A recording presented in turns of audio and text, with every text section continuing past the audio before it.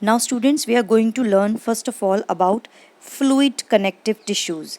As the name says fluid, you must have understood that the matrix is liquid. It is quite fluid in nature. It can easily flow, and you all know that blood can easily flow.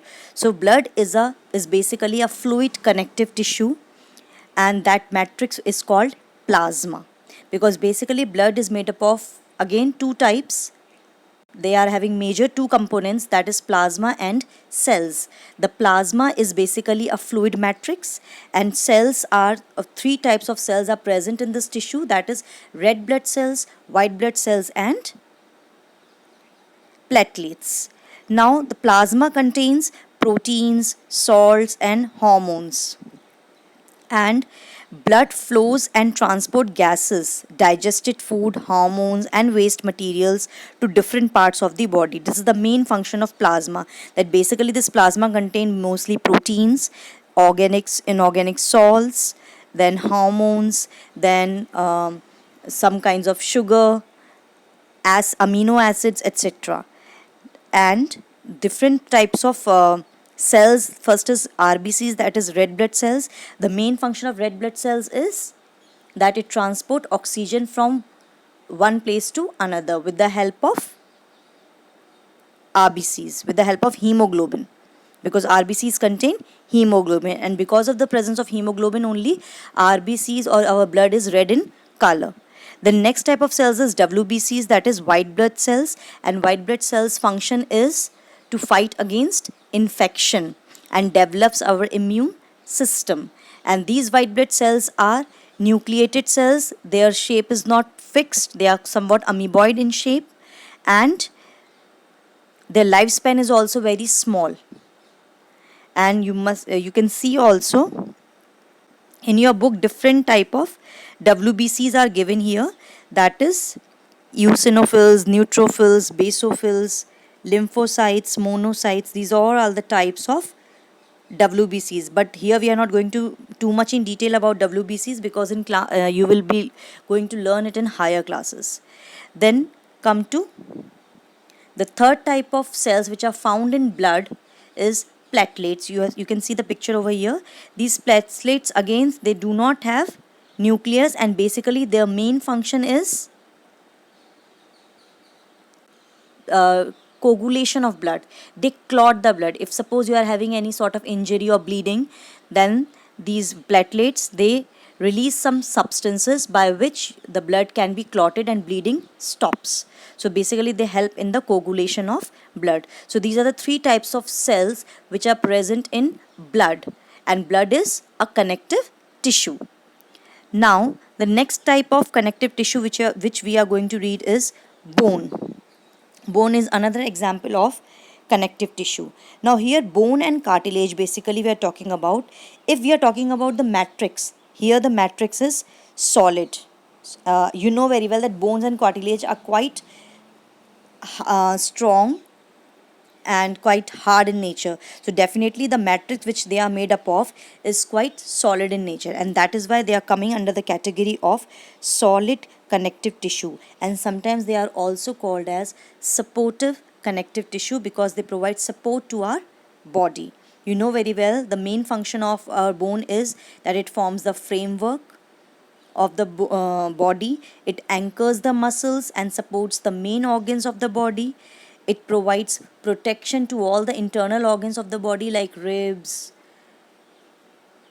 like skull, etc. Now, what it is made up of? It is quite strong and non-flexible tissue. Now, why it is strong and non-flexible?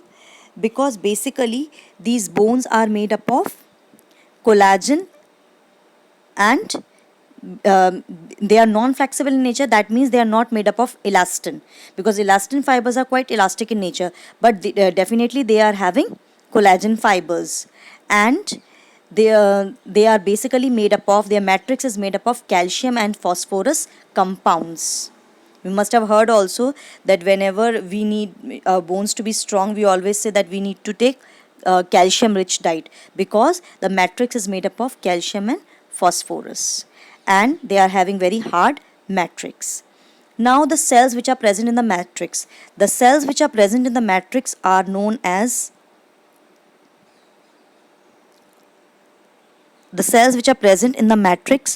are known as osteocytes. Okay, I think it is not given in your book. Yes, it is given. See, it is written over here. Osteocytes. It is given here. In the diagram, see the figure C. Figure C is of bone. And you can see the diagram over here. Here you can see it's a structure of bone, and you can see all the cells and all the structure are quite compact because they are solid connective tissue, and they are having canaliculus. Canaliculus are the tiny pores or holes which are used for the communication between cells, so that cells can easily communicate with each other. That is why these are canal like or hose like structure, so they are called canaliculus. And Haversian canal, there's a canal here known as Haversian canal, and they basically contains blood vessels and nerve fibers so that blood can easily pass through these. So this is the basic structure of bone tissue.